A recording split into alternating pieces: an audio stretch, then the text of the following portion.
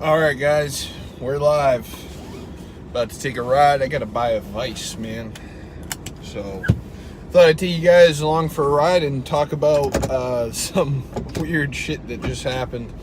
So as this particular live stream is titled, surprisingly stressful aspects of owning a business. And I'm gonna talk about a few, but let me just dive right in and talk about the one that's in the forefront of my mind right now, and that is dealing with other businesses, specifically businesses that you want to buy stuff from, whether it be vendors or leasing agents for your property that you're going to be doing business out of. All of these places, just anyone you want to do business with, always makes it a real pain in the ass. I had one vendor for my parts. I'm going to leave them unnamed because I'm still trying to sort them out. But basically, I had a charge account for my parts, and I would say half the time, the final charge at the end of the week was exactly what I had added up in my head, which is probably a mistake trying to keep track in my head, but I keep pretty good track of that stuff overall. Half the time it was exactly right. And the other half of the time it was like a third more than what I had calculated in my head. And the way that they kept the records of what I owed was convoluted. Basically, it would show a date and a total invoice, but it would not break down what it was. And then the only way for me to say otherwise was to go through all my invoices that I had from them and show, oh, well, no, on this, you've charged me twice for something here. It basically was impossible to do that because obviously their argument is, well, you're missing an invoice somewhere. And it seemed very strange to me that I was missing invoices from them constantly. I was like, that doesn't sound right.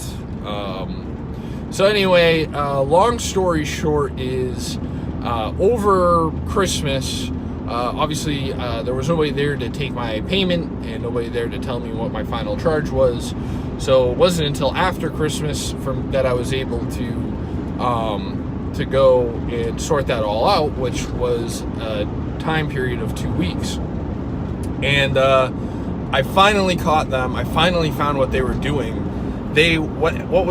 What has been happening is they were charging me twice on things where I initiated the order through their online system. So they would charge me once when I hit the button to order, and then they would charge me again when I actually received the part. So that's why that was happening, because sometimes I would call them up if it was something odd, or I'd actually go to them directly, like show up to their physical location and pick it up. And those times I would only get charged once.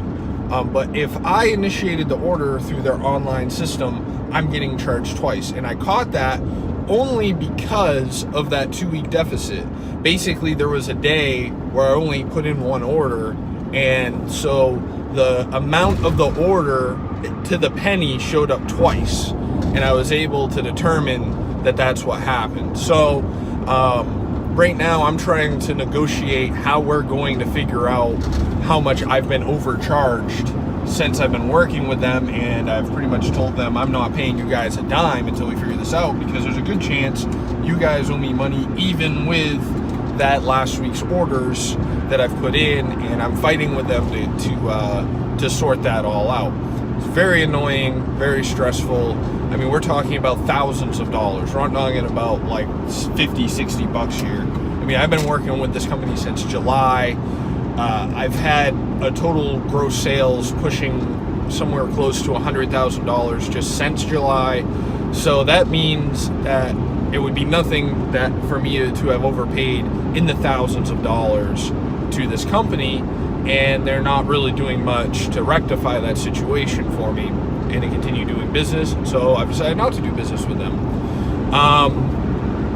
Other than that, I started working with another supplier in the meantime, because I can't just stop everything because they're dicking me around. So I started working with O'Reilly's. Now, before I had my shop, before I even was in this state, there was a company back home where I'm from in Maine called VIP. And VIP was a parts store along with doing automotive service. So you could go there, get your oil change, get your brakes done, whatever you need, you know, state inspections, all that.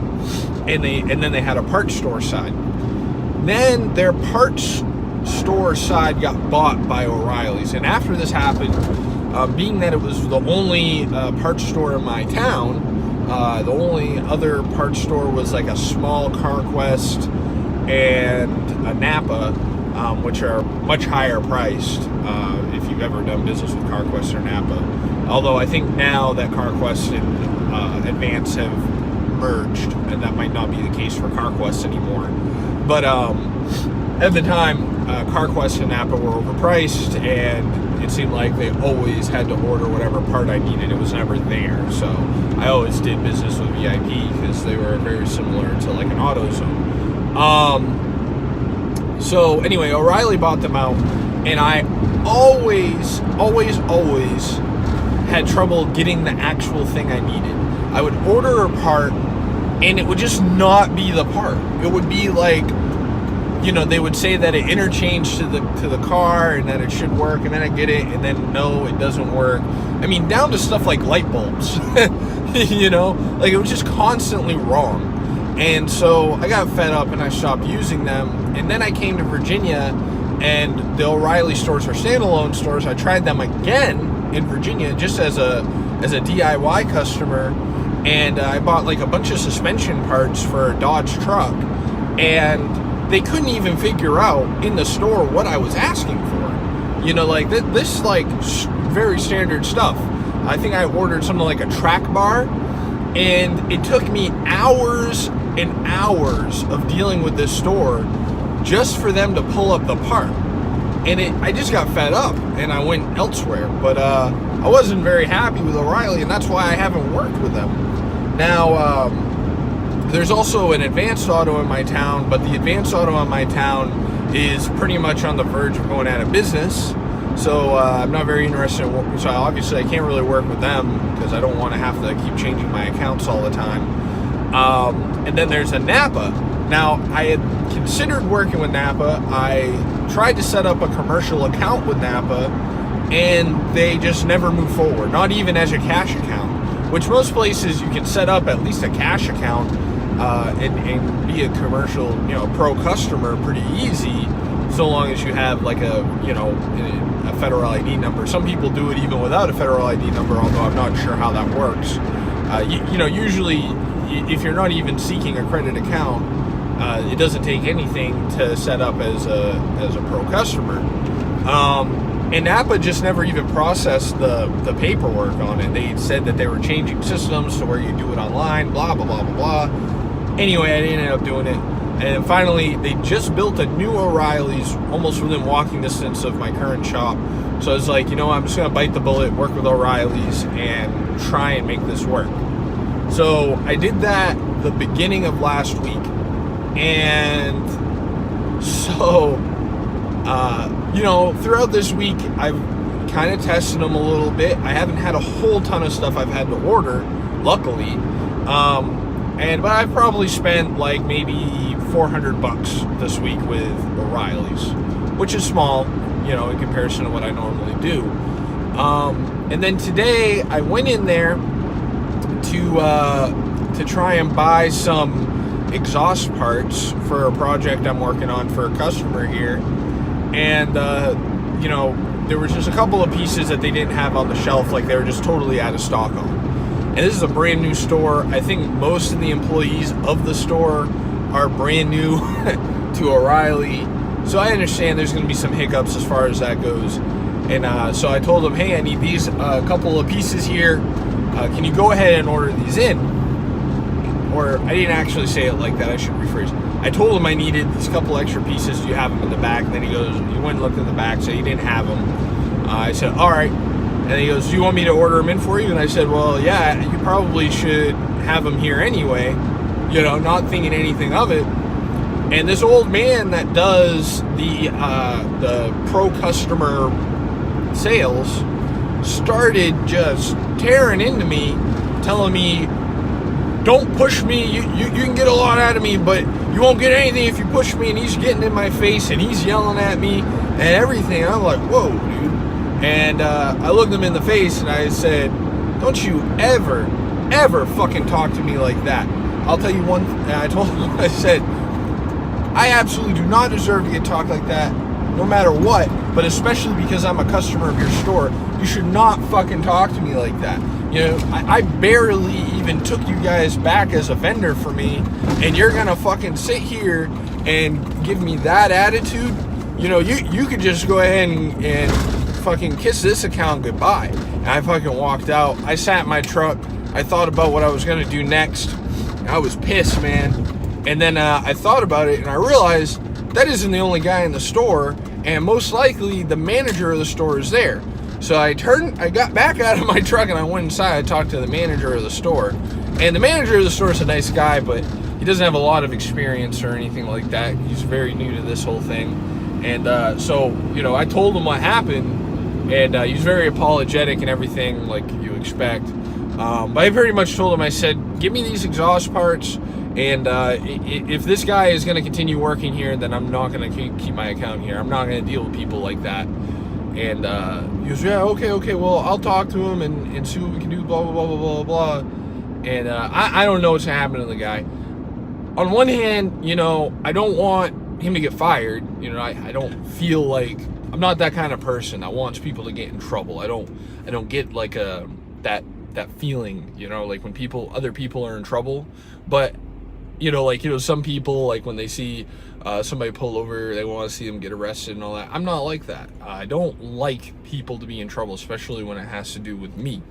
But at the same time, if I'm going to do business with the store, I had to feel comfortable every time I'm walking in, and knowing that this guy that gave me that attitude is going to be there, just totally, like, I wouldn't feel comfortable going in there anymore after everything that transpired.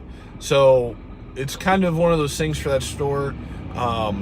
If they think that, you know, there's enough other aspects to the situation, because I'm sure if he talked to me like that, he's probably talked to somebody else like that. And, you know, if they feel like, you know, the situation warrants it and they do get rid of him, then I will go back to the store, because everybody else there has been fine. But if they decide, you know what, you know, things happen, people make mistakes, we're gonna keep him, that's totally fine with me. I don't hope for him to lose his job, but I will not continue to go to that store, and I will go out of my way not to go to that store just because of that situation. And I think that's a pretty fair compromise to make, you know. If he does lose his job over it, I would feel really, really bad. And if you work for O'Reilly's and you know, you can look into the situation and find out what happened, I don't want him to lose his job. I don't want that to be construed that way. I just will not continue to go to that store if he works there. So, I don't know. I just kind of thought I would come on here and vent a little bit while I'm running errands, taking care of things through the morning here. Because I'm waiting on parts. There's not much else I can do because I don't have parts for what I'm trying to work on. And so anyway, thank you guys so much for watching. Those of you that watched, I know I made this at a weird time during the week and not a lot of people were able to catch it live. But if you like this video, go ahead and give it a thumbs up. If you want to see more, subscribe for more. And I will catch you guys all in the next one.